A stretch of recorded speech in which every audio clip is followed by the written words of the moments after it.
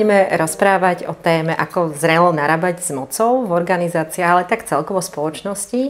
A máme vzácnu hostku, Zuzku Vienk, ktorá vlastne má s mocou skúsenosti. Je teda tým, že vedieš organizáciu Bystriny, takže vlastne cez tú líderskú skúsenosť, ale vlastne aj v spoločnosti dlhodobo vnímaš, ako sa vyvíja to, ako s tou mocou narábame. Takže vítajú nás. Ďakujem veľmi pekne za pozvanie. Veľmi si to vážim. My si veľmi vážime, že si došla a že si vybrala aj túto tému. Vlastne my vždy dávame takú možnosť, že čo by sa chcela rozprávať a toto prišlo tak aj od teba. Tak možno povedz na úvod trošku viac, že čím je toto práve pre teba také zaujímavé o tom diskutovať. Ja sa priznám, že mne sa to javí ako veľmi aktuálna téma, ktorú zažívame viac a viac vo verejnom priestore. A úplne osobne sa priznám, že odkedy Donald Trump nastúpil do funkcie amerického prezidenta, takže ja som veľmi prekvapená, že akú mieru až úzkosti zažívam a že sa to vlastne dostalo až na fyzickú úroveň. Napriek mojej práci som si myslela, že už by som mala byť ako keby vyzbrojená a že mala by som mať aj to prežívanie nejako zvládnuté, ale javí sa mi to veľmi taká aktuálna a teraz aj prítomná téma, tak možno aj to ovplyvnilo, že prečo som ju vybrala. A my sa teda už aj viackrát sme sa rozprávali o tom, že s čím to vlastne súvisí, ako vieme s tou mocou zdravo narábať, aj možno ako spoločnosť, tak ja sa teším, že dnes budeme o tom hovoriť viac. A teda nielen z pohľadu takého celospoločenského, ale z pohľadu organizácií. Hej, keď Zuzka vlastne spomínala Donalda Trumpa, tak jeho najväčší kamoš je teraz Elon Musk a to je tiež veľmi dobrý príklad nejakého lídra korporátnej organizácie. A mám trochu pocit, že sa vraciame tak späť, že vlastne tie leadership styles sú také rôznorodé a napriek tomu sa stále vraciame akože k tomuto jednému, takému direktívnemu. Takému autoritárskému. A či je to akože v spoločnosti alebo teda v nejakých korporátoch. Rozmýšľam, že čím to je. Niečo je taká atraktívne. Máš pocit, že aj v korporátoch sa to vracia, hej? Áno, určite. Akože otázne je, či to akože niekedy odišlo vôbec. A Zuzi, ty máš z toho tvojho dlhodobejšieho pohľadu pocit, že ako sa to u nás vyvíja na Slovensku, tá dynamika moci? Myslíš tej verejnej? Tak verejnej, ale možno aj v tej organizácii, lebo ty vlastne si v kontakte aj s firmami, že či tam možno vidíš aj nejaké paralely? Ja som preto som prekvapená, že Vicky spomínala tú aktuálnosť aj v korporátnom svete, lebo ja som si myslela naivne, keď pozorujem ten priestor zvonka, alebo skôr ako človek, ktorý občas príde do kontaktu aj so zamestnancami korporácií cez rôzne semináre, workshopy alebo nejaké interné diskusie, tak som mala pocit, že pomerne veľa vzdelávania, veľa energie sa posledné roky venuje práve tomu, aby korporácie prehodnotili tento štýl spravovania svojich interných vecí a že sa ukazuje, že vlastne ten štýl nevedie k lepším hospodárskym výsledkom, že vedie skôr k vyhoreniu zamestnancov, k fluktuácii a ku všetkým tým neduhom, s ktorými bojujeme. Takže sa veľmi rada dozviem viac, že prečo. Ja som zvonku naozaj mala pocit, že to je väčšia a väčšia téma v spoločnosti a že je to téma, ktorá asi nás aj civilizačne zaťažuje a že keď sa s ňou nejakým spôsobom nevysporiadame, tak či už spoločensky, ale aj ekonomicky, že budeme cítiť väčšie a väčšie dôsledky. A na Slovensku to vnímam tak, že je to téma, ktorá podľa môjho názoru brzdí rozvoj Slovenska, asi jedna z takých najkľúčovejších. Naše politické strany práve kvôli prerušeniu tej kontinuity medzi demokraciou a tými novými dejinami, ktorá vlastne bola prerušená tými desiatkami rokov komunizmu, tak sme nemali tradíciu politických strán, ktorá by bola veľmi podobná západnej Európe, že sa organicky vyvíjali tie strany ako zoskupenia ľudí, kde je veľmi silná interná demokracia, kde je veľmi veľký počet členov a kde je aj návyk na to, že tí lídri sa volia, že musia prejsť nejakými rôznymi stupňami riadenia, kde sa preukážu ich schopnosti a že sa tak ako keby organicky dostávajú na ten vrchol. Tak u nás sa ľudia skôr dostávajú skratkou, dostávajú sa tam veľmi rýchlo, veľmi často preskakujú medzi rôznymi inými odvetviami a veľmi často vlastne tie politické strany sú tvorené ako nejaké mocenské projekty úzkej skupiny ľudí. A ja mám pocit, že to je potom aj veľmi vidno na tom štýle politiky. Že naozaj tie zoskupenia nie sú veľmi často interne nastavené na nejakú demokraciu, debatu. A veľmi často, čo ja vidím, že ľudia, ktorí napríklad aj z biznisu prichádzajú do politiky. To je časté na Slovensku, že? Keď si úspešný v biznise, tak potom treba ísť do politiky. No a je tam taký predpoklad, že keď som úspešný v jednej sfére, že budem automaticky úspešný aj v druhej sfére. A to je podľa mňa veľký omyl, lebo tá politika je sui generis. To je svet sám o sebe, má svoje pravidlá a ja mám pocit, že vyžaduje rovnakú mieru profesionality a vzdelávania ako akékoľvek iné odvetvie. A naopak, keď ľudia, ktorí sú úspešní v inom svete, prídu do politiky, prídu aj s presvedčením, že oni už vedia, ako sa veci robia. Že chýba taká tá skromnosť v tom, že vlastne idem do niečo úplne iného a nedá sa to len tak zobrať a uplatniť. A navyše to, že som úspešný v biznise, ešte úplne neznamená, že som aj úspešný ako z toho líderského pohľadu, lebo vieme, že často to je oveľa komplexnejšie, že ten úspech vieme zažiť a pritom tie líderské schopnosti až tak nemali sme možnosť nabrať. Ja mám pocit, že to sa vlastne nikde nevyučuje. Že nikto... Ale ani ten biznis sa zase nevyučuje. Hej? Že tiež si tým človek, ako si hovorila, musí nejak prejsť rôznymi stupňami nejakej úrovne vedomostí, zrelosti a podobne. A to sa možno v tom spoločensko-politickom prostredí až tak nedeje. Ale aj tak akože ja to tak vnímam, že na konci dňa sa do tých líderských pozícií dostávajú ako keby rovnaké typy ľudí. Že tí, ktorí preferujú nejaký iný typ riadenia, nie je taký možno akože direktívny a možno nie sú až takí ambiciozní a draví, to v nejakej fáze vzdajú. A potom vlastne tí lídri firiem, korporátov alebo teda spoločnosti, tak sú v podstate také podobné typy. Hej, tí, čo to chcú robiť, tak sú v niečom veľmi podobní. Áno.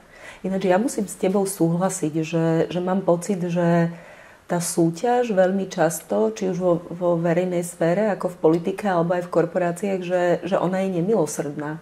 A že my ako keby chceme zažiť ľudskosť, chceme zažiť komplexného človeka, ktorý nám rozumie a ktorý vlastne má nejakú mieru zraniteľnosti, ale keď ju prejaví ten človek, tak ju považujeme za nekompetenciu veľmi často a za slabosť a veľmi často to ako prostredie trestáme.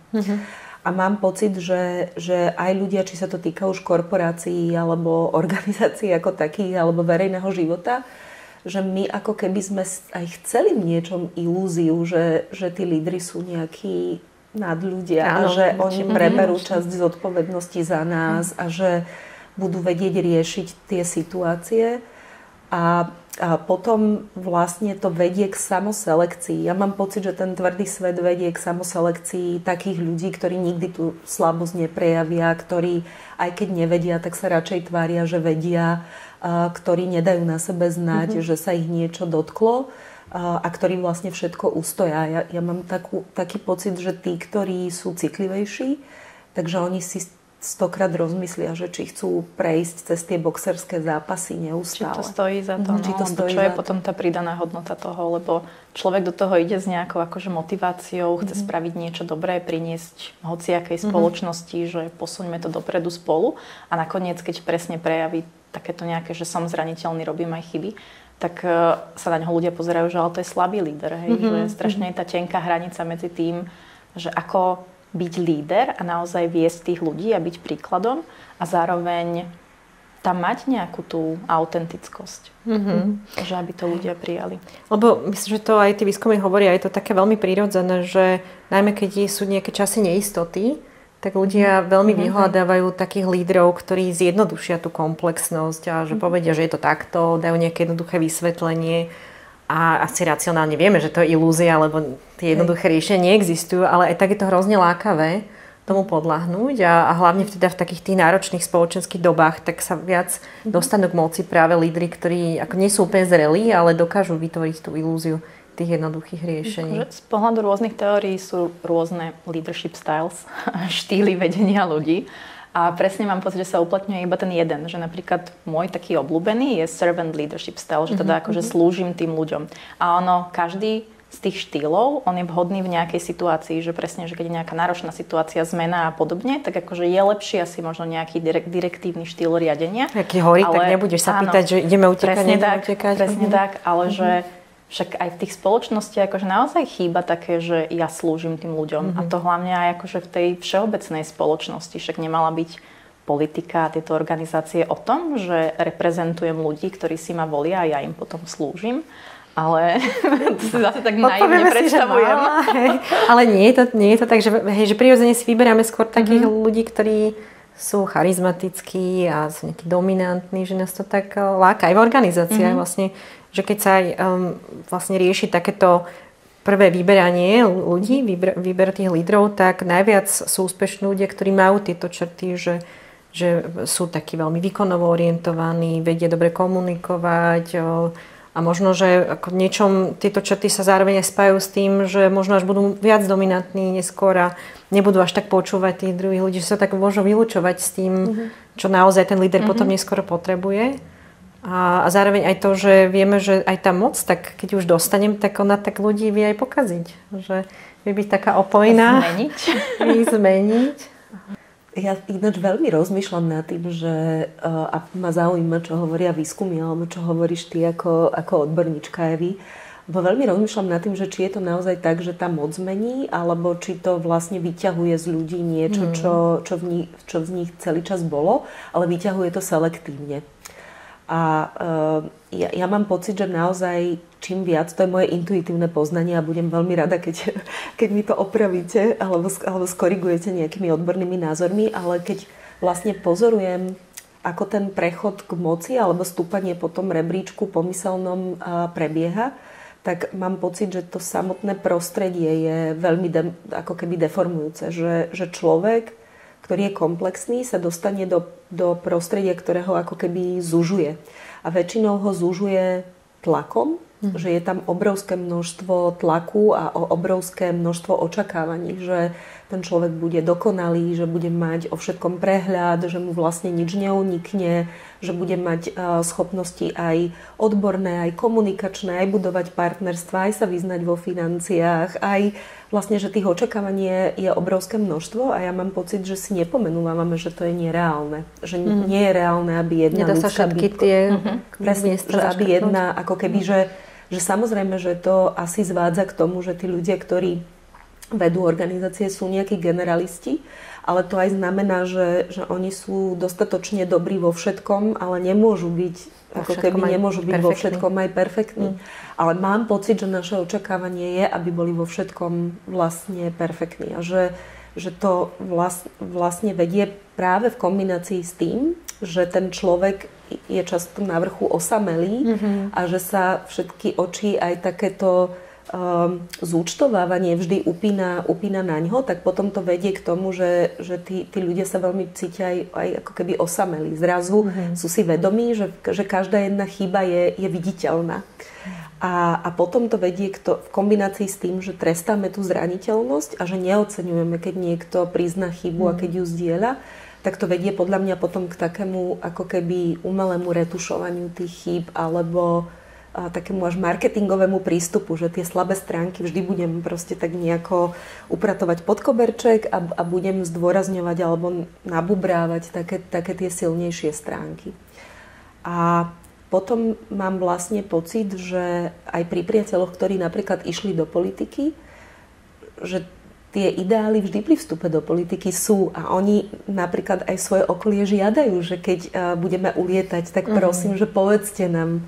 A moja skúsenosť je, že vtedy, keď to potrebuješ najviac počuť, máš najmenšiu kapacitu to počuť, lebo vždy to je nejaká veľmi vypätá situácia, kedy už aj samotne tí ľudia sú zneistení, lebo vedia, že sa deje nejaký problém. Milión ľudí zvonka na nich búši, každý si myslí niečo iné. A oni v niečom aj ako ochrana sa vlastne potom rozhodnú uzavrieť pred tou kritikou a pred tou nemilosrdnosťou. A to sú väčšinou vlastne momenty, kedy sa stane najväčšia chyba, ktorá sa už stane a oni ju musia potom na verejnosti obhajovať ako skupina, aj keď napríklad s ňou vnútorne až tak veľmi nesúhlasili, ale musia uprednostniť už nejakú lojalitu voči firme, inštitúcii alebo svojej politickej strane alebo organizácii.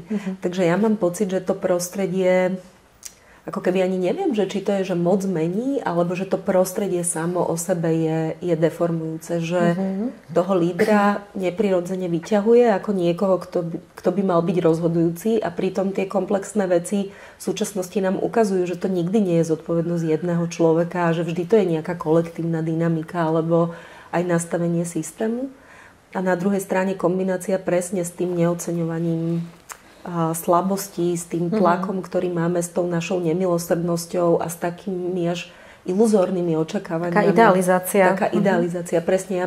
Ja sa priznám, že ja som vlastne tiež som zažila nejakú verejnú pozornosť a to zďaleka nebola verejná pozornosť, ktorá by bola nejako porovnateľná s politikmi. A už sama na sebe som si všimla, že ľudia ma vnímajú oveľa viacej v nejakých mantineloch. Že ja som prestala byť ten človek z mäsa a kosti, ktorý je nejaký komplexný, ale že sú ľudia, ktorí ťa zatracujú a nenávidia. A tá spätná väzba je potom taká nepríjemná, že ty aj by si chcela byť jej otvorená, ale musíš sa pred ňou nejako chrániť, lebo ona začína byť strašne zraňujúca. A preto mnohí ľudia vlastne pri tej verejnej pozornosti aj sa odrezávajú od čítania komentárov, od počúvania verejnej mienky, lebo je zraňujúca a na druhej strane je príliš glorifikujúca. A ja mám pocit, že veľmi často tí ľudia, ktorí sú na vrchole a čím viac majú verejnej pozornosti, tým viac a viac sú v situáciách, že všetci sa ich pýtajú na ich názor, všetci si myslia, že na všetko budú mať názor. Viac a viac sú obklopení takým súhlasením, takým pritakávaním. A ja mám pocit, že to ani nie, že sa mení človek, ale keď dostáva každodenne to isté a posilňujú sa len tieto mantinely, tak ja mám pocit, že to chce až takú nadľudskú prácu, takú veľmi sústredenú nadľudskú prácu, aby si človek v každom momente uvedomoval, že toto nie je realita, toto je ilúzia, že to má vlastne to prostredie, šibuje buď tam alebo tam, ale to nie som ja. A že neuveriť tomu chce vlastne takú akože neustálu prácu s tým. A s pozornosťou. A že keď si v tom strese a v tých povinnostiach, v tlaku na ten výkon, tak ja mám pocit, že toto ľudia ako prvé vypustia. Prepáčte, že som tak dlho rozprávala. Veľmi dobre si hovorila. Ja celý čas rozmýšľam teda nad sebou. Akože taká vyšlo. Hej, že akože osobná skúsenosť, že je to presne pravda. Presne mi išlo hlavou, že ono to chce hrozne veľa energie s tým vlastne bojovať, lebo tam je ten tlak. Teraz hoci čo poviem, hociaký názor, jedni budú súhlasiť, druhí budú nesúhlasiť. Proste ja už nevyhoviem vôbec všetkým. Akože 4 ľudí sa spýtam, 4 ľudia majú iný názor, hej. Ešte viac sa to zneistí. Áno. A akože je to super na takú, že diskusiu, hej, diskutovať s ľuďmi s iným názorom, ale nie je také, že však ale my od teba chceme, aby ty si nám povedala, čo je správne, alebo niečo podobné. A aj sa vlastne človek dostane do takého prostredia veľmi homogénneho a presne tá komplexnosť sa fakt zužuje. A že teraz ja keď chcem byť iná a že ja vnímam tie veci inak a chcem si zachovať tú svoju autentickosť, tak ja každý jeden deň musím vydávať tú energiu a racionálne si uvedomovať, že OK, ale takáto nechcem byť a potrebujem to robiť inak, lebo to je to mne vlastné. A ono je naozaj akože, ja potom chápem, že ľudia si zvolia tú ľahšiu cestu a potom vyzerá, že moc ich zmenila, ale to nie je ako keby iba moc, to je celé to prostredie okolo a samozrejme, hej, že sa ovplyvňujeme nejak navzájom. To prostredie, v ktorom pôsobíme. A toto je proste asi špecifické prostredie, kde áno, tí jednotlivci sa vyťahujú, že toto sú tí lídri s mocou a ako sa k ním tí ostatní ľudia správajú. A presne je toho veľa. Toho strašne veľa. Je to taký obranný mechanizmus, že tak ja radšej budem ukazovať iba časť seba. Teraz má prísť to, čo hovorí ten výskum. A čo hovorí výskum? No, tak áno. Akože chcela by som z obidva s vami súhlasiť a že to tak je, akože si to tak ľahko vieme udržať a tú svoju osobnosť a tú svoju autenticitu, aj keď zrazu sme v tej situácii, že máme tu moc. Výskumy hovoria, že to mení ľudí. Ale asi to bude o tom aj, čo ste hovorili, že jasné, že to je také komplexnejšie a veľa závisí aj od toho, že s akou výbavou prichádzame do tej situácie, ale také, keď to tak zhrniem, také tie základné veci, ktoré vieme, že čo moc s nami robí, je, že je naozaj opojná. Že asi zase závislosti od toho, že akú máte predispozíciu, ale najčastejšie sa na tie pozície moci dostávajú ľudia, ktorí moc vyhľadávajú.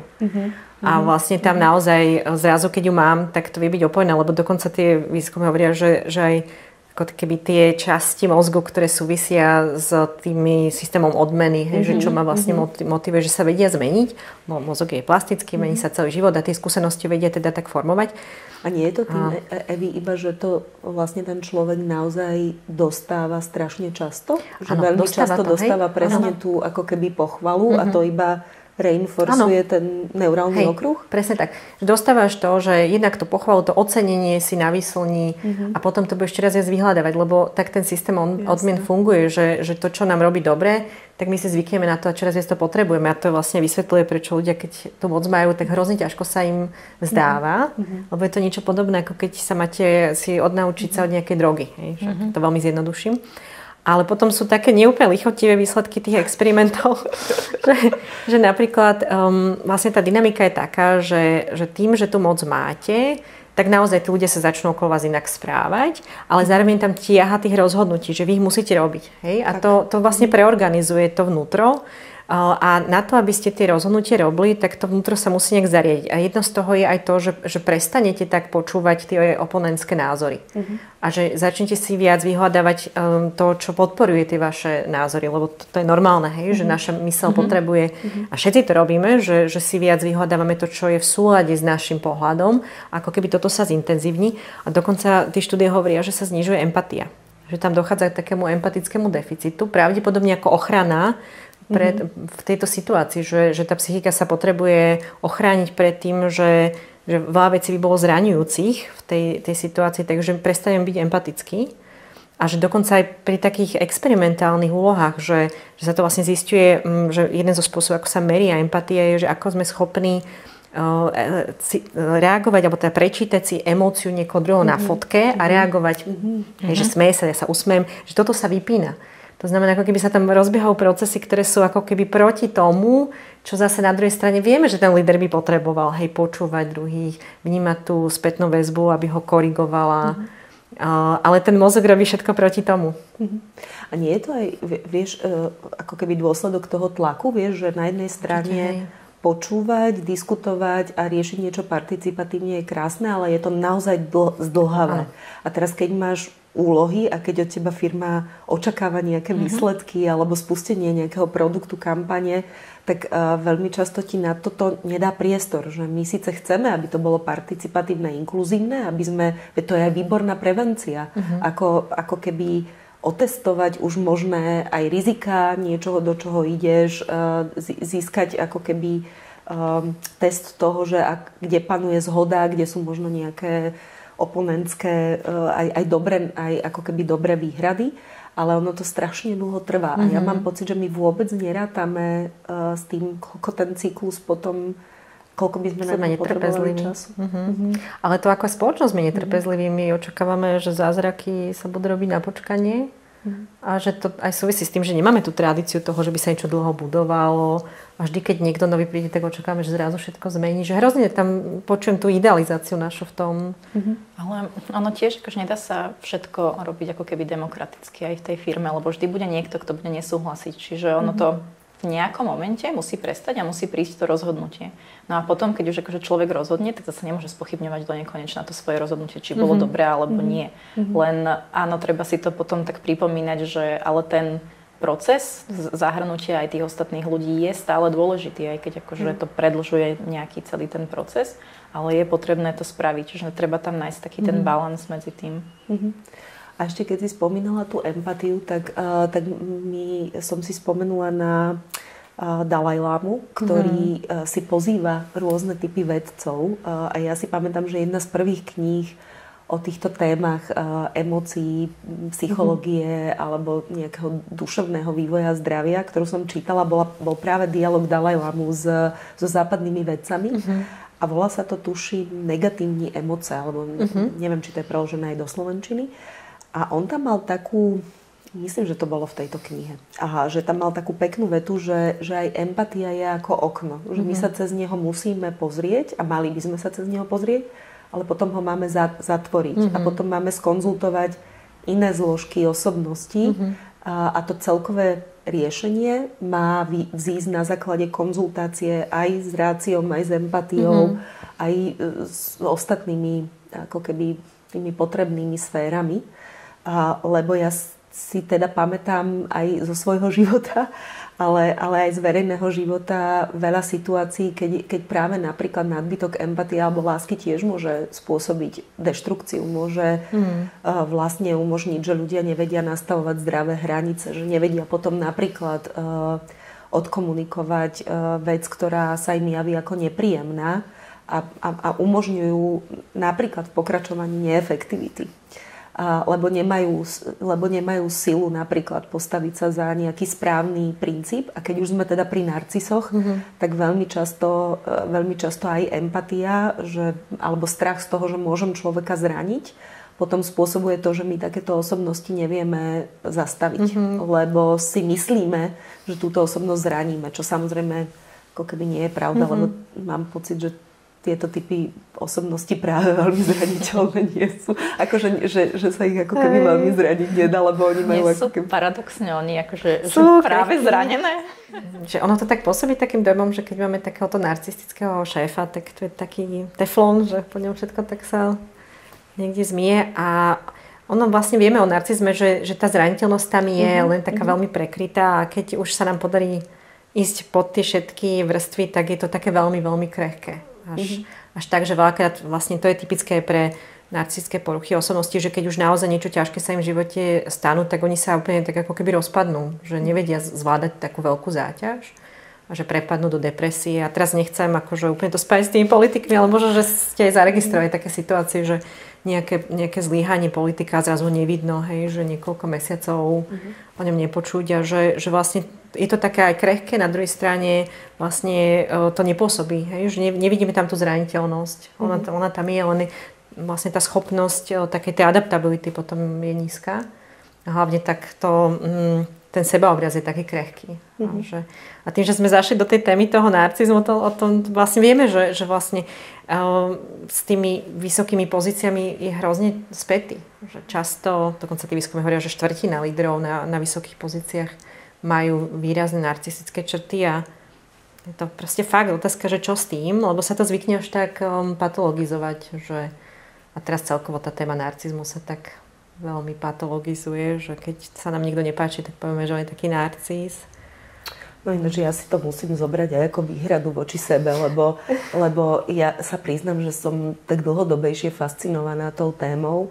Už napríklad aj preto, lebo keď som ešte pracovala v oblasti boja proti korupcii a sme skúmali veľa prešlapov politikov a veľa takých ako keby citlivých škandálov, tak ja som sa samozrejme cez tú prácu dostala do množstva kontaktov s ľuďmi, ktorí mali pre mňa najprv veľmi zvláštne, nevysvetliteľné črty a potom som si o tom začala viac a viac čítať a samozrejme, že ono to niekedy zvádza, že ten človek potom vidí ten narcizmus možno aj tam, kde on v skutočnosti ako keby nie je.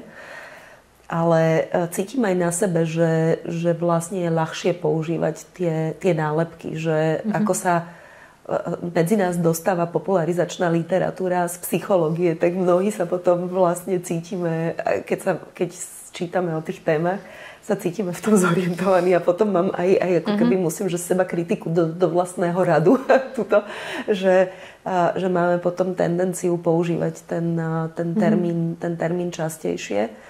Ale teda ja som tiež čítala o veľa výskumoch, ktoré hovoria, že aj v korporáciách, aj vo finančnom svete, že všade, kde tá moc je, takže že tých ľudí je vlastne naozaj nadbytok a že potom aj tie mnohé toxické veci, ktoré zažívame v tom verejnom živote aj ako diváci. Ja mám teda pocit, že aj tá posledná tlačová beseda v oválnej pracovni s prezidentom Ukrajiny, že tam bolo naozaj vidno, ja nechcem teraz urobiť tú chybu, ale že mám pocit, že ten Donald Trump by sa asi dal touto nálepkou označiť. Ja som to našťastie nevidela teda, ale niektoré veci ale akože veľa nad tým rozmýšľam tiež, lebo že čo je nálepkovanie a čo je naozaj akože, že potrebujeme si to pomenovať, aby sme o tom vedeli, lebo napríklad ja som na svojej terapii tiež riešila, že mám nejaké akože narcistické zranenie a zrazu som bola, že wow, akože ja, že akože čo teraz s tým a presne, že aj v tom prostredí rôznorodom sa potom snažím rozlišiť, že OK, tak nemusí to byť nutne zlé, že niekto má takéto narcistické črty, ale že čo potom znamená, a to je ďalšie slovo, ktoré je akože veľmi také nadužívané, že čo je potom toxické, že kedy to je už vlastne zlé pre to prostredie a čo s tým potom robiť.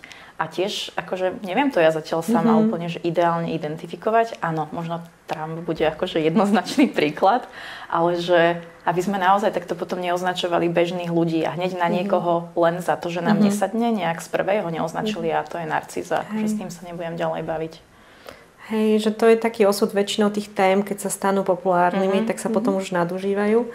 A že ako sa v tom zorientovať, že ja mám tú skúsenosť, že sa potom do toho narcizmu dáva čokoľvek z tej kategórie nejakých zvláštnych osobností. Že keď je tam niečo, čo ako ľudia vedia zachytiť, že to je také patologické, že niečo sa nám na tom nezdá, tak to označíme tým narcizmom, ale vlastne v tom výskume lídrov v organizáciách tak sa ukazuje, že sú určité patologické črty, ktoré sú pri nich častejšie. A vyplýva to z toho, že na to, aby sa niekto stal tým lídrom, tak mu často pomôžu. A keď to trošku rozšírime od toho narcizmu, aby to nebolo to, že každý narciz, ale že tam sú naozaj viaceré takéto, oni sa zvyknú nazývať aj také temné stránky osobnosti, keď nechceme byť úplne v tej patologickej terminológii. A sú tri, o ktorých vieme, že sú časté a jedno je teda ten narcizmus, druhé machiavelizmus a tretí je psychopatia. A teda v tom výskume z organizačného sveta je to také celkom popísané, že čo to teda je, lebo každý po tým máme možno trošku iné významy. Ale teda tie narcistické črty sú také, ktoré práve súvisia s tou potrebou byť ocenený tými druhými, že naozaj potrebujem ten úspech, potrebujem, aby tie moje výsledky ostatní videli, ocenia ma za to možno finančne, možno nejakým úspechom, nejakým statusom.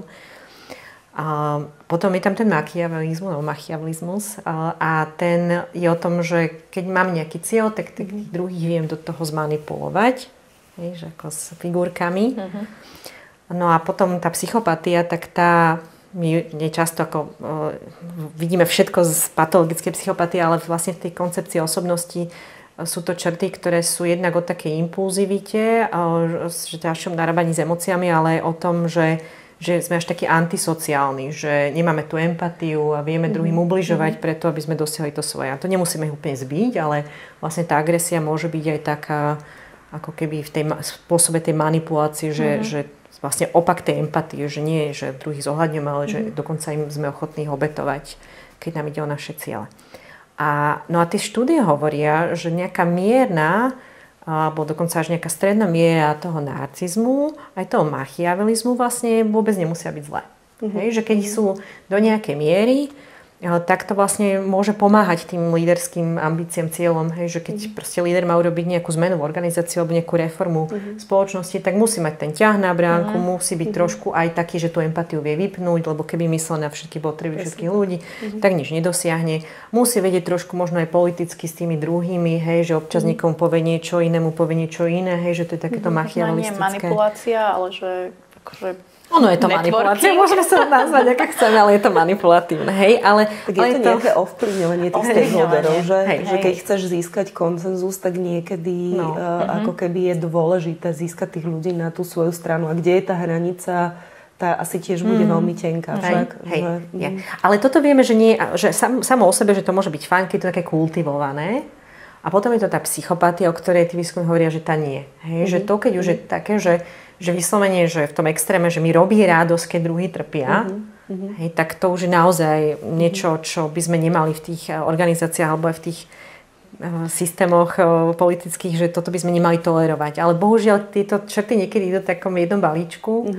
A ako to vieme vyhodnotiť? Akože, že ja sa teraz pozriem na nejakého lídra, ako viem, že či tam má aj tú psychopatiu alebo nie. Lebo však on mi to nepovie na hlas, že sa akože teší z toho, že iní trpia. Že ja vidím možno iba nejaké črty a teraz ako je to zlé, nie je to zlé, alebo čím to možno vie ten človek balansovať. Že keď toto je dôležité pre to líderstvo, Že asi taká odborná stránka toho je, že dá sa to merať. Hej, že našťastie aj veľa organizácií to robí, že keď sa rozhoduje o tom, že či niekto bude líder, tak mu dajú vyplniť nejaké dotazníky alebo nejaký assessment a tam sa to vie zachytiť. Škoda, že to v tých voľbách neaplikuje. To som chcela povedať, to ber, že bohužiaľ tam to nerobíme. Hej, že, a pritom ako by to bolo úžasné, že mať nejaký assessment tých ľudí. No a potom je tam takéto ľudské, že ja si myslím, že my to, ako ľudia to vedia vycítiť, keď s takýmito ľuďmi narábajú a že aj ľudia bez vzdelania psychologického, že niečo im proste nehrá v tej interakcii. Nevedia to rozpoznať ľudia, ktorí vyrastali v prostredí, kde toto bolo normálne. Že keď sme mali takých rodičov, alebo sme proste v tej rodine to bola taká normálne správanie, tak to neviete zachytiť. A potom sa to tak aj v organizáciách niekedy deje, že okolo takéhoto človeka sa tak vytvorí celý taký systém ľudí, ktorí to tak tolerujú, lebo im to príde úplne normálne, keď niekto zvonku by povedal, že však ten človek sa správa úplne deštruktívne. Že treba skričí na druhý, alebo nebude akože agresívny. Ale napriek tomu v niektorých organizáciách to vedia tolerovať. Ale ja musím povedať, že keď si vlastne o tom teraz rozprávala, tak som si tiež spomenula na jednu z kníh, ktorá bola pre mňa takým najväčším eye-openerom. A psycholog Kevin Dutton napísal, že Múdrosť psychopatu to nazval, Wisdom of the Psychopaths. A to som si hovorila, že to je až také protirečenie. A on tam napríklad tvrdil, že keď robili presne tieto výskumy miery psychopatie, takže sa vlastne nachádza napríklad aj u chirurgov. Lebo že taký precitlivý si človek by nevedel potom zvládnuť operácie.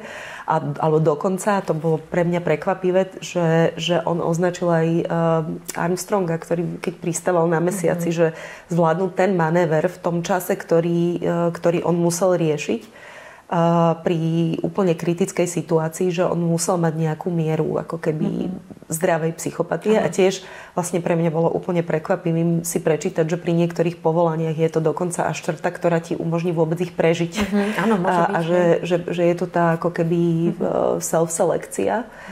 A čo sa týka ale toho, čo ste teraz spomínali, že či to vieme rozoznať alebo nevieme rozoznať, tak ja sa priznám, a to by ma tiež zaujímal aj váš názor, že mám vlastne skúsenosť pozorovania aj profesného, aj osobného života, ale aj toho verejného života a rozprávaním sa s mnohými ľuďmi, že veľmi často to ľudia vôbec nevedia rozlíšiť. Že v situáciách, kedy mne sa zdá, že to je veľmi jasné a veľmi viditeľné, že ten človek naozaj prekračuje všetky hranice.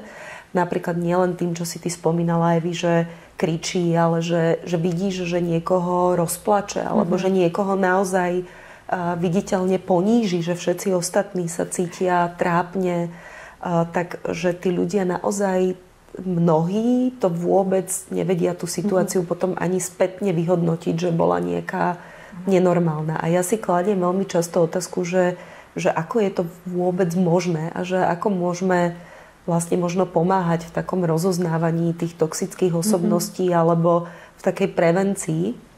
A že či je to vôbec možné.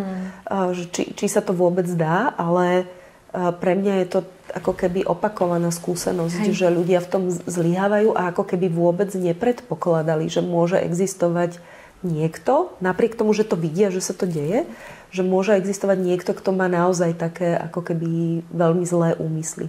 A že veľmi často je to taká, z toho, čo som aspoň ja zažila a videla, je to taká postupná premena, že ako si to ty spomínala, na začiatku je to človek, ktorý je veľmi komunikatívny, veľmi charizmatický a ja sa priznám, že ja si už dávam pozor napríklad, keď sú to ľudia, ktorí okamžite prídu s takou otvorenou náručou a hneď ťa chcú pozývať domov, alebo dávajú ti strašne intenzívne pochvaly, alebo ti dávajú nejaké ako keby nadštandardné ponuky alebo bonusy, alebo ťa chcú veľmi rýchlo zahrnúť nejakou priazňou, alebo tak ťa pustiť rýchlo do svojho priestoru. Tak to som potom čítala v testoch, že je to vlastne taká spoľahlivá navigácia, že si treba dávať pozor, lebo ten človek veľmi často, ak má vlastne nejaké poruchy, tak on práve tým nastolením tej dôvernosti chce vytvoriť atmosféru, kde ty ľahšie zdieľaš zraniteľnosť a ľahšie zdieľaš vlastne svoje zlyhania alebo slabšie stránky. A oni to, aspoň podľa aj tých výskumov, ktoré som čítala od Kevina Duttona, ale aj mojich skúseností, že oni to robia úplne zámerne, že oni potrebujú tú atmosféru nastoliť, potrebujú, aby si sa ty dostala do situácie, kde oni ťa budú vedieť prečítať, kde budú vedieť presne identifikovať slabé stránky. Tá druhá fáza, ktorá sa mne zdala, že nastáva potom, je, že takýto človek veľmi často potrebuje vytvoriť s tebou nejaké nadštandardné spojenie, čiže ťa zrkadlí. Že, neviem, či sú to vždy vymyslené príbehy, alebo sú to príbehy nejako prispôsobené, ale cieľom ich je povedať, že on zažil niečo veľmi ako keby podobné.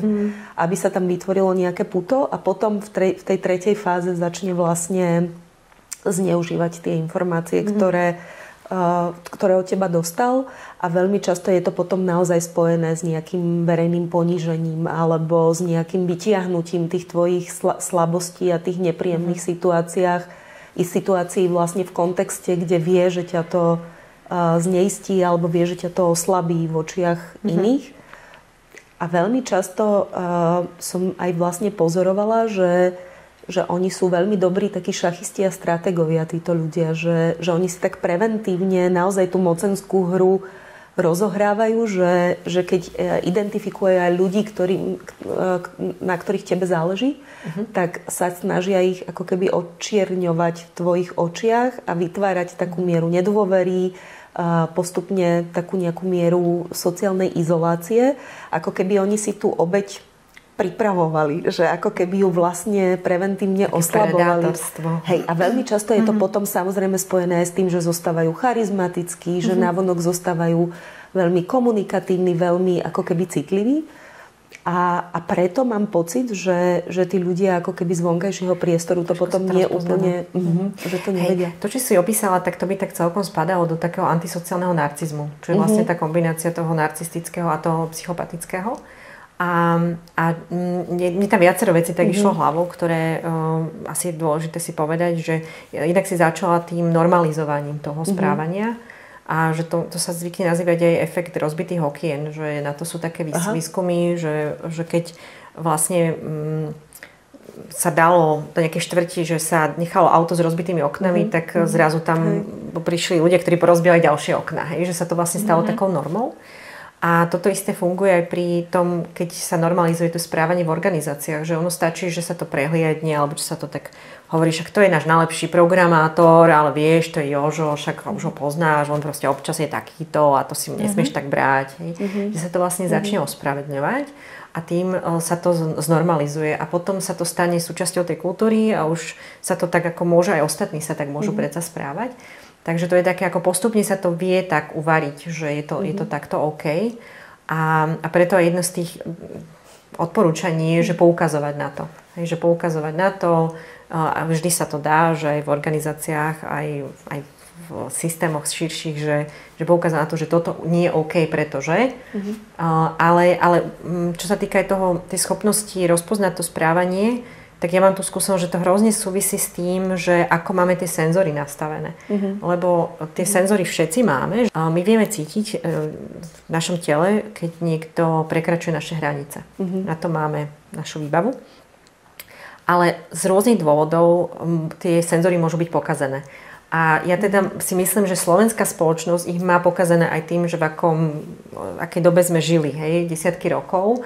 A že to veľmi formovalo aj ako sa vychovávali deti, ako sa muselo žiť nejaký dvojtvarý život, že tu sa hovorí, tam sa nehovorí, alebo takéto, že nevytrčaj z dávu. Veľa vecí, ktoré ovplyvní celú generáciu, možno aj viaceré generácie ľudí a tým pádom nevieme úplne tú patológiu tak rozpoznávať a to ešte nehovorím aj o tom, že veľa v tých rodinách sa deje všelijakých drám, že alkohol, násilie a toto všetko a potom sa prejaví v tom, že my skrátka nevieme tie naše signály čítať, ako by sme mali. Lebo toto by malo byť jasné, že cítiš telesne, že sa to necítiš dobre, že ti je nepríjemne s tým človekom. Ja si myslím, že ešte ten človek, ktorému sa to deje, tak to možno vie rozpoznať. Akože niekedy si to možno nevie zvedomiť, len vie, že sa nejak akože presne cíti alebo čosi, ale že tí ľudia okolo to častokrát nevidia, že keď akože ten človek aj vyjadrí, že OK, toto správanie sa mi nepáči a niekomu to povie a ten človek, že čo, ale ja som si akože nič nevšimol, že to je úplne normálne správanie. Že toto je podľa mňa akože väčšia výzva, že ako si to všímať u tých iných a ako potom na to poukazovať, lebo podľa mňa akože tam za tým musí byť aj strach, že teraz akože čo z toho budem mať, keď na takéto správanie poukážem, že radšej chceme sa prezentovať, že sa s nami dá spolupracovať, že so všetkými dobre vychádzame a nie, že máme akože takéto nejaké nezhody. A ja mám pocit, že ešte veľmi často, že toto, čo ty popisuješ, je ešte sprevádzané takými dvoma javmi, že tí ľudia sú naozaj mocenskí šachisti, čiže že ty vlastne nikdy nevieš, že do akého prostredia zasadzujú oni to správanie. Oni veľmi často si ten kolektív rozoberú a každému povedia na každého vlastne niečo osobitne medzi vlastne štyri očami. A ty keď začneš potom na niečo upozorňovať, tak to môže byť situácia, že ten človek s narcistickými ako keby črtami už veľmi dávno ťa vyhodnotil ako potenciálnu hrozbu a tým ostatným už ich ako keby názorovo pripravil na to, že takéto niečo môže prísť a že to môže prísť možno preto, lebo ty mu závidíš. To je aspoň napríklad, že z mojej skúsenosti sa to reálne vlastne stalo, že ty keď ľudí potom ideš varovať, že sa môže stať od tohoto človeka nejaká reálna hrozba a vyhodnotíš to ako niečo, čo chceš urobiť z empatie, tak veľmi často vlastne vôbec nevieš, že nakračavaš do prostredia, kde si ten človek už pripravil nejakú mieru ako keby odmietnutia. A druhá vec, ktorú som tiež ešte pozorovala a čo je fascinujúca, že veľmi často oni vlastne práve to, že každý robí nejakú chybu, alebo každý má niečo, za čo sa hanbí, niečo, kde zlyhal. A práve v tých obdobiach, kedy sú charizmatickí a nastolia takú blízkosť, tak oni to z teba vlastne vytiahnu. A veľmi často potom disponujú informáciami o tých druhých ľuďoch, ktorých zverejnenia sa tí ľudia boja. A toto bola moja druhá skúsenosť, že keď som vlastne chcela varovať ľudí, že sa blíži vlastne nejaké zneužitie, alebo čo bolo naozaj že organizačné, alebo zneužitie prostriedkov, tak veľmi často tí ľudia už boli v interakcii s tým vlastne človekom s takýmito tendenciami a veľmi často už boli vlastne zastrašovaní alebo vydieraní, že toto, keď sa o tebe dozvie okolie, tak to si ešte 3-krát rozmyslíš a podobne. A potom sa tí ľudia vlastne ako keby naozaj báli a vybrali si nejaký typ konformity. Lebo, prepáč, je rozdiel, že či to je akože Jožo Zité, chudák Jožo, alebo niekto, kto naozaj má moc a vie nám vlastne spraviť niečo zlé. A to je vlastne to, že jak som hovorila, že ten ako samo o sebe narcizmus nie je zlý, hej, že aj aby sme to tak povedali otvorene, že pravdepodobne máme aj my narcistické črty a to, čo si ty spomínal, narcistické zranenia, to je to, že keď sa vyvíjaš, tak v nejakej fáze života sú z hľadiska toho zdravého narcizmu také senzitívne obdobia, lebo zdravý narcizmus je to, čo potrebujeme na to, aby sme v živote sa dokázali presadzovať, aby sme si to dokázali plniť nejaké ciele, aby sme niečo pre seba si vedeli v tom svete získať, to je ten zdravý narcizmus. A súčasťou zdravého narcizmu je zdravé sebavedomie, sebahodnota. A toto všetko sa vyvíja a teda aj tie teórie narcizmu, toho patologického, hovoria, že on vzniká tým, že niečo sa také zásadnejšie udeje v tom vývine.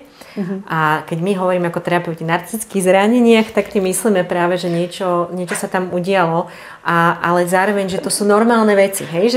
Že asi by sme ťažko našli, že to my sme obeťami toho, že sa tento slovo narcizmus sa stal z neho taký strašák. Že potrebujeme to, aby sme mali nejaké uvedomenie si samých seba, nejaké svoje sebahodnoty, kto sme. Hej, aby sme sa vedeli presadiť vo svete. To je ako keby zdravá sila, v tom zdravom je to taká tá zdravá sila, ktorou že dosiahnem niečo v živote, niečo pre seba si zoberiem, postaram sa o svoje potreby, tak to je ten zdravý narcizmus.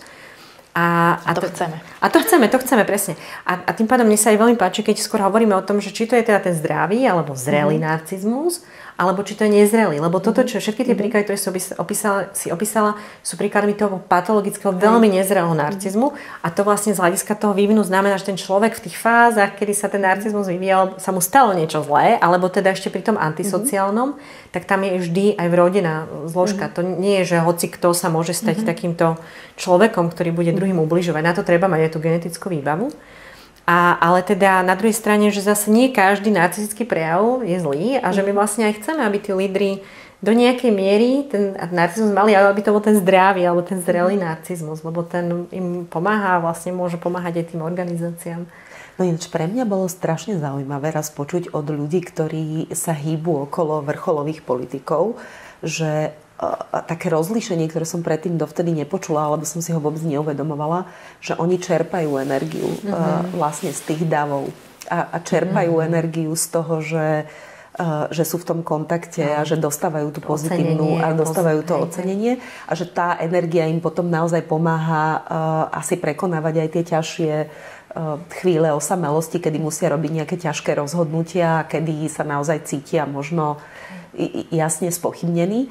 A že vlastne človek, ktorý je viac introvertný, alebo ľudia, ktorí sú introvertní a ktorí viacej čerpajú tú energiu ako keby zo seba, takže oni práve naopak v tých verejných funkciách majú pocit, že strácajú tú energiu, že oni ju vlastne musia, ako keby, že oni majú pocit, že si to odrobili a že tá energia odišla a potom sa musia ako keby uzavrieť. Ale že vlastne tí vrcholoví politici to majú vlastne tak ako keby všetci, že z toho čerpajú. A to dáva zmysel, že to je to, aby ťa to bavilo. Že práve sa ťa má v prvom rade baviť a keď je tvojou hlavnou náplňou to, že rozprávaš pred ľuďmi a máš ich presviečať, tak keď ťa to nebaví. A to teda baví práve ľudí, ktorí v tomto majú nejakú formu odmeny.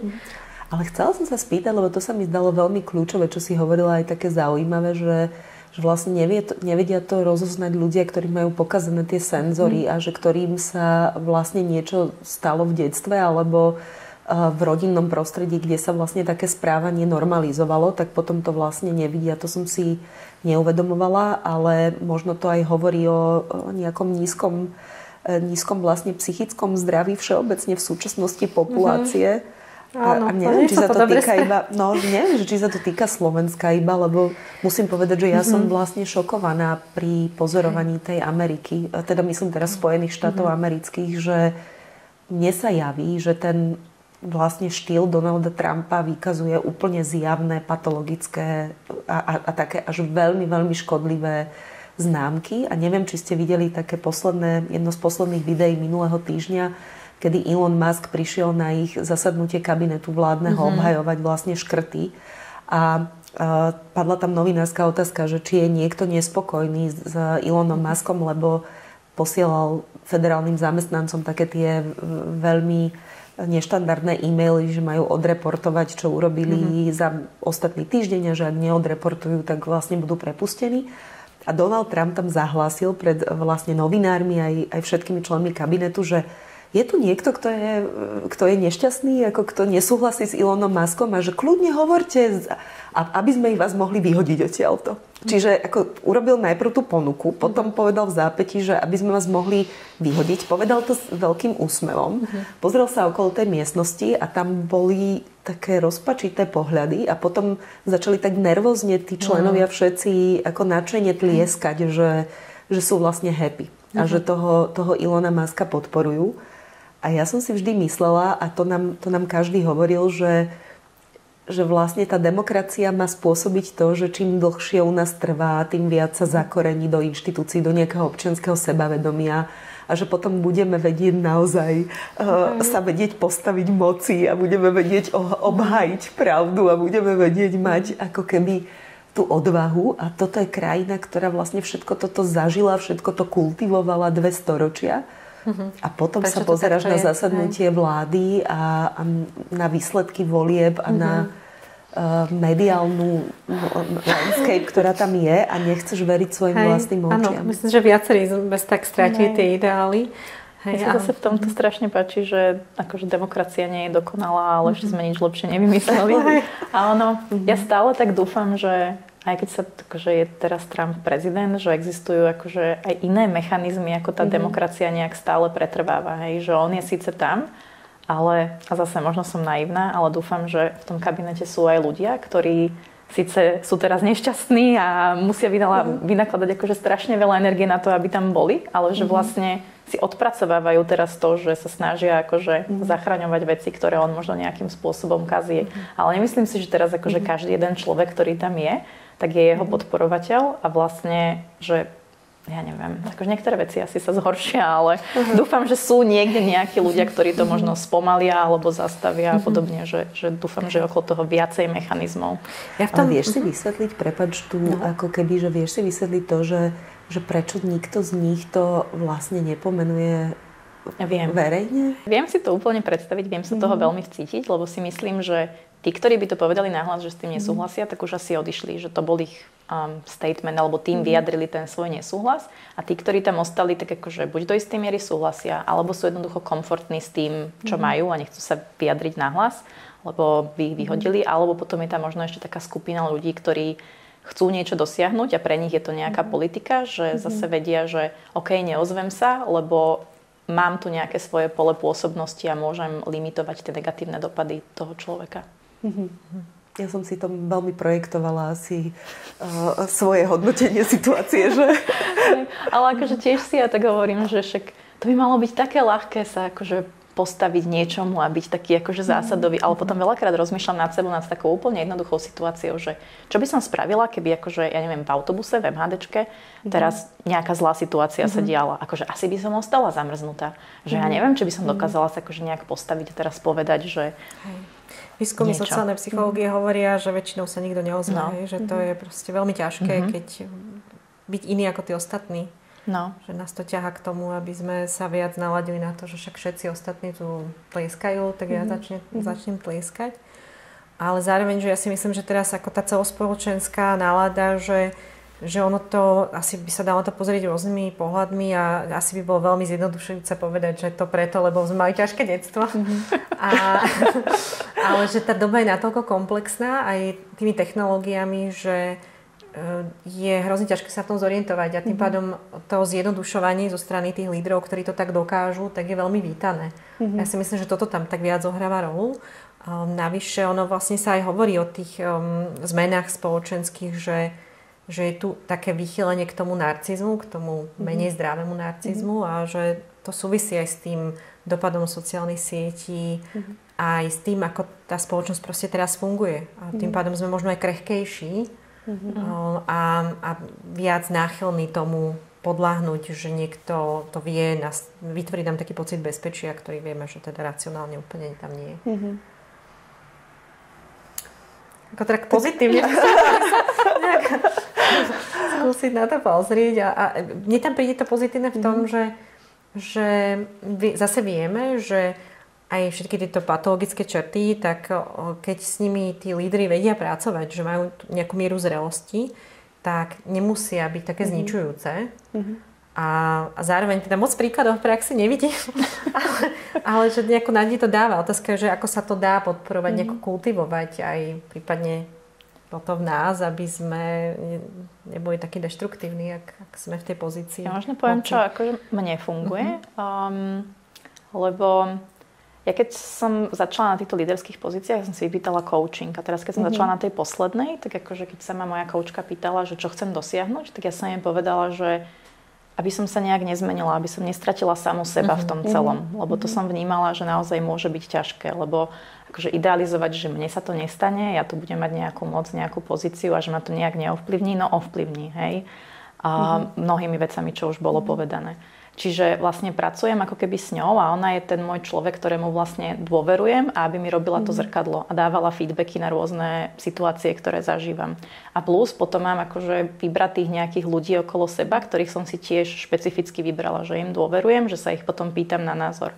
Lebo ako sme sa bavili, kebyže sa pýtam každého a každý mi povie niečo iné, neviem si to vyhodnotiť. Hej. Potom samozrejme, aby to bolo pre mňa ľahšie, tak si podvedome vyberiem okolo seba ľudí, ktorí so mnou súhlasia, ale keď mám akože takýchto 2-3 ľudí, profesionálnych alebo aj nie, že kolegov alebo kamarátov a s nimi sa o tom rozprávam, tak to je podľa mňa veľmi nápomocné. Že oni mi potom nastavia to správne zrkadlo, dajú mi ten feedback a tam si to viem potom ľahšie spracovať, lebo necítim, že ten pretlak informácií a feedbacku je taký veľký. mi to teraz pripomenul jeden výskum, že vlastne sa zistilo, že podľa toho, aké máme hodnoty, tak tá moc ich vie tak zintenzívniť. Že ak sme naozaj zameraní na to, že je pre nás dôležité trebárs pre druhých robiť niečo dobré, tak vlastne vďaka tomu, že tú mocenskú pozíciu máme, tak sa to ako ten pocit zodpovednosti za túto hodnotu sa zintenzívni. A zase naopak, že pokiaľ to našou najväčšou hodnotou bolo, že aby sme si zabezpečili peniaze pre seba, tak sa to vlastne ešte zintenzívni a ešte vlastne celý ten kontext bude prispievať tomu, že si za tým ešte viac pôjdem a tým pádom ako to príde dôležité, že tie hodnoty nejak mať a byť s nimi aj v tých pozíciách. Otázka je, že keď ich nemá človek pri tom nástupe, že tam ich asi už potom ťažko získa však, že tam sa vlastne zintenzívnia tie negatívne, že pri tom výbere je to asi kľúčové a to pri tých voľbách bohužiaľ nemáme túto informáciu veľmi často. V tomto má organizácie to tak ľahšie, že vedia sa pozerať na tú zrelosť osobnostnú, keď vyberajú ľudí a vedia aj zistiť, že možno tuto sú nejaké oblasti, v ktorých budeš potrebovať viac podpory, nejaký mentoring, coaching, lebo áno, tak máš nejaké narcistické črty alebo nejaké machiavelistické a my vieme, že to môže byť aj fajn, ale potrebujete teraz podporiť, aby to nešlo zlým smerom, ale ako v tom volebnom systéme. Tak vieme, čo potrebujeme spraviť, nejaké testy zrelosti pred tým, ako nastúpia lídri do pozícií verejných. Už si to hovorila, nevypadlo to dobre. Ale že neviem, vieš si to predstaviť, že ako sa tam dá nejaký systém kontroly alebo niečo, hej? Že aby sme to viac videli. Tak ja mám pocit, že tie systémy kontroly sú ako keby veľmi, veľmi podobné, ako si už popísala, že Dan Ariely robil tie prieskumy alebo výskumy o tom, že akú máme tendenciu podvádzať a zistil, že až 70% ľudí, ak sú nevidení, tak majú tendenciu podviesť. Ale tá dobrá správa v tom, čo ma potešilo, bola, že ľudia sa chcú ešte vedieť pozrieť do zrkadla, takže drvivá väčšina populácie ako keby drží tú mieru a drží ju naozaj tak, aby ešte vedela o sebe povedať, že sú dobrí ľudia a že naozaj sú to iba ľudia s nejakými úchylkami, ktorí potom idú v tom podvádzaní all the way. Takže to bola tá dobrá správa a že transparentnosť určite pomáha nejaké rozkladanie moci a nejaký systém brzda protiváh, ale veľmi často teraz rozmýšľam nad tým, ako si aj ty hovorila, že prídu historické okamihy a prídu také nejaké ťažké skúšky, kedy sa vlastne aj tie brzdy a protiváhy vypínajú, alebo kedy sa postupne vlastne tá moc dostáva k väčšej a väčšej podpore a ona potom vlastne spôsobí, že celý ten systém rozloží postupne alebo že ho naopak skoncentruje. A veľmi často ja vlastne rozmýšľam nad tým, že ten život nás on je takú má peknú vlastnosť podľa mňa, že on nás donúti k tomu nájdeniu toho riešenia, že mám pocit, že evolúcia je poctivá v tom, že my si môžeme vytvárať ilúziu, že niečo sme ustáli alebo že sa niečo môžeme pokračovať, ale že ak je to raz nefunkčné, ono sa to naozaj v čase ukáže ako nefunkčné. Áno, z hľadiska našich životov to asi nie je ten čas, ktorý chceme vidieť, lebo niekedy to môžu byť stovky a tisícky rokov, ale že ten život, ja si myslím, že nám vlastne aj v týchto narcistických našich teda problémoch, o ktorých sme sa rozprávali, že ja mám taký pocit, keď sledujem súčasnosť, že tá situácia je taká komplexná, že my naozaj si nedáme s tým rady ako jednotlivci. A že ten marketingový čas, ktorý zdôrazňuje tak ako keby individuálnu hodnotu a jej glorifikáciu a tak upriamuje pozornosť na nejakú líderskú potrebu, že on je v podstate mylný, že v skutočnosti tie komplexné problémy riešia vždy dobré týmy a dobre zložené týmy. A riešia ich presne participatívne mechanizmy, ktoré nie sú formálne, ale ktoré sú poctivé. A že ak niečo z toho nespravíme, tak ten problém vlastne sa nám bude vrácať dovtedy, kým to nekrekneme. A že ono nás to v skutočnosti tlačí k tomu, aby sme prehodnocovali to, že či toto je správne. Či naozaj je správne, že toľko pozornosti venujeme tomu marketingu, ktorý je určite manipuláciou a samozrejme aj reklama je manipuláciou, že tiež vlastne určité stránky, o ktorých nechceme veľmi hovoriť, tak tie schovávame a vlastne naopak zdôrazňujeme tie, o ktorých chceme hovoriť. Ale že on nám vlastne ten život ukazuje už teraz, že to nie je funkčné. Čiže sa zase dostávame k tomu, že demokracia, tímová práca je naša nádej. Je a myslím, že v týchto ťažkých časoch, že vždy sa dá spoľahnúť na to, že keď sme v takých menších skupinách, že keď sme napríklad na úrovni komunít, tak tam tie systémy protiváh veľmi prirodzene fungujú. Že tam, skrátka, my sme skôr stávaní na to, aby sme fungovali v takých menších skupinách. Ako na to, aby sme sa stali prezidentami, že tam asi sa viac tá naša psychika vie poohyňať a že tým pádom aj tam si myslím, že je prirodzené, že keď aj niekto začína s tou kariérou na nejakej komunitnej úrovni, keď chce sa angažovať, tak vlastne aj tá osobnosť má šancu viac dozrieť na to, aj potom malo také komplexnejšie úlohy a že vo väčšine zdravých demokracií to tak funguje, že sa začína na tej komunálnej úrovni a že to si myslím, že keď sa podarí, že aj my budeme takto mať tú tradíciu, lebo je to veľmi podobné ako v organizáciách, že vždy je najťažšie, keď sa niekto stane tým top lídrom a preskočí si také tie úrovne, hej, že nemá skúsenosť, že vôbec prvý kontakt s tým, že mám tú zodpovednosť a zrazu už mám tie moci veľmi veľa, že tedy potrebuje najviac podpory.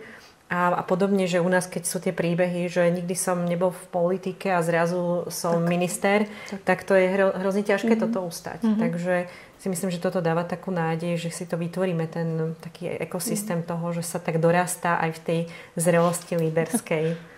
Druhá vec, ktorá ma ale pri tomto napadá, že som čítala takú veľmi zaujímavú teóriu, že vlastne tomu organickému rozvoju sa darí iba v období stabilit a nie v nestabilitách. A ja mám takú obavu, že my ideme do veľmi výrazného obdobia nestability a nie len ekonomicky, ale že naozaj sme na nejakom paradigmatickom zlome, aj čo sa týka vlastne nástupu AI a že to nás ešte poriadne otestuje a že možno budeme musieť nájsť aj nejaké skratky pre obdobia nestability, že ako pomáhať tým zdravým mechanizmom. Hej, a jedna taká skrátka potenciálna je to, že zamerať sa na tú zrelosť osobnostnú, lebo keď si zoberiem aj tých zopár príkladov aj v slovenskej politike, kedy ten človek to ustal, tak to bolo spojené s takou veľkou výraznou zrelosťou toho človeka. A vlastne súvisí to potom s tým, že my možno vieme aj do nejakej miery tú zrelosť aj podporiť, aj sa na ňu pozerať a že takým tým hlavným základným mechanizmom je, že mať takúto skromnosť vnútornú a že zároveň mať tú schopnosť tej sebareflexie. A že neustále sa zachovať, lebo Viki, to je to, čo si ty hovorila, že to je to, čo ti pomáha, že neustále byť v tom strehu voči sebe samej, že vlastne vnímať, že čo sa to so mnou deje a že mať takéto tú schopnosť nastavať si to vnútorné zrkadlo. A to je veľmi pekné a zároveň to vracia podľa mňa k tomu, čo si povedala na začiatku, že to chce strašne veľa energie. Že treba väčšina ľudí v tom behu života si volí tie skratky, ale nie preto, že by boli zlí ľudia, ale že jednoducho to fakt chce veľa energie. Lebo ono je to vlastne ako keby neustále nahliadanie na svoje temné stránky, ktoré práve naopak ten ostatný svet chce, že chce, aby si ich vlastne skrývala. A že ono to vlastne chce poznať tie najslabšie a najhoršie stránky samej seba a aj si ich priznať. A aspoň to, čo ja viem o narcizme, možno ma opravíš, Evi, je, že práve, že to je hraničná ako keby nestabilita a pochybnosť o sebe a že tá nabubrelosť v podstate je iba škrupina, ktorá je vlastne to je ten nezdravý patologický narcizmus, ale pri tom zdravom tak to práve, že to vieš prijať. Hej? Že máš vieš to prijať? Hej? Áno. Že to je to, čo to vie tak rozlíšiť, lebo vlastne aj tak, aby sme to depatologizovali, že nejaké narcistické črty v organizáciách majú naozaj skoro všetci ľudia, lebo keby si ich nemala, tak nechceš tam byť. Hej? Že si nájdeš nejaké iné povolanie, nechceš sa strečovať do nejakých výkonov a nechceš za tie svoje hranice. Hej? Že to ako keby sa tak pýta, že tie narcistické črty do nejakej miery musíš mať, ale stále môže mať tú schopnosť to vnímať a až naozaj pri tom patologickom narcizme tá schopnosť sebareflexie nie je. A takisto tam chýba aj taká tá schopnosť empatizovať s druhými ľuďmi, lebo vlastne súčasťou tej patológie je, že nedokáže mentalizovať, nedokážeš sa chápať, že iní ľudia majú tiež myseľ a tá myseľ nejak im funguje a že vlastne tam skresluješ realitu. To je tiež taký ako znak toho patologického narcizmu. Viackrát si to ty spomínala, že vlastne ohýňaš realitu, aby realita sa prispôsobila tvojmu vnútru. A to je presne opak sebareflexie. Pri sebareflexii ty ohýbaš svoje vnútro, aby sa prispôsobili realite. A myslím, že vieme v tom sa tak pohybovať a že aby sme vlastne aj nedávali všetky do jedného vreca, že vlastne mať tie narcistické črty s takouto výbavou, zrelou, že je to niečo, čo môže byť veľmi fajn.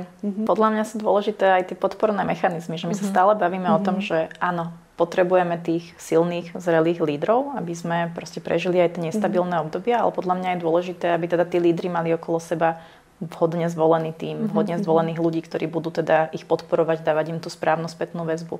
Lebo tí lídri v tom vlastne, áno, oni častokrát majú pocit, že sú v tom sami, ale ak si vybudujú ten správny tím, tak podľa mňa to je cesta, ako oni vedia byť teda zrelý, silný líder alebo zrelá, silná líderka a teda ten tím im k tomu pomôže. Takže moja skúsenosť je, že veľmi často ten tím potom v čase skôr speje ako keby k väčšej a väčšej ochrane toho lídra. A že sú to aj, že všetko to môžu byť naozaj aj fajn osobnosti, ale že vlastne ten tím viac a viac sa potom selektuje do takej ako keby ochranného vankúša, čo je úplne pochopiteľné, pretože ten vonkajší svet je práve voči tomu človeku ako keby veľmi krutý. A možno, že druhá rada je práve to, čo bolo tak kritizované alebo zaznávané pre bývalej prezidentke Zuzane Čaputovej, že niekedy si povieš, že OK, stačilo.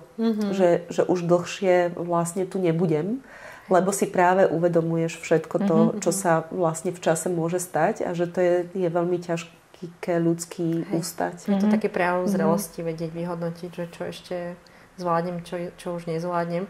A ja by som, aby som prehrala polievočku, že myslím si, že v takýchto exponovaných rolách je hrozne dôležité mať nejaké to svoje miesto a že keď je to aj nejaká možnosť psychoterapie a u nás sa to tak strašne ako stále stigmatizuje, že chodiť na psychoterapiu, ale to je práve napríklad toto miesto, že kde to vieme riešiť, že vlastne tých svojich démonov povyťahovať a že by to bolo skôr prospešné, že keď by tí lídri toto vnímali ako niečo, čo im môže niečo dať. Tak Zuzka, ďakujem, že si prišla. Bolo to pre nás veľmi fajn sa s tebou rozprávať. A ja si aj cením, že tak pokračuješ v tej misii zlepšovania Slovenska aj toho, aby aj lídri, ktorí sú v rôznych častiach Slovenska, že mali tú podporu cez Bystriny, tak ti chcem za to aj tak poďakovať, za to všetko, čo robíš. No musím povedať, ja otvorene, ja ďakujem veľmi pekne za pozvanie aj za úžasné postrehy, ktoré ma veľmi obohatili, oboch vás. Ale že musím povedať, že je to sebecké, lebo mne vlastne stretávanie sa s tými ľuďmi, ktorí robia niečo pozitívne, dáva nádej, že to Slovensko za to stojí a že tu chcem žiť a že to je stále moja krajina, vieš, takže nemusíš vôbec ďakovať. Takže sme na tom rovnako všetky. Tak zase niekedy ťa pozveme a budeme radi, keď prídeš. Ďakujem veľmi pekne. Veľmi rada.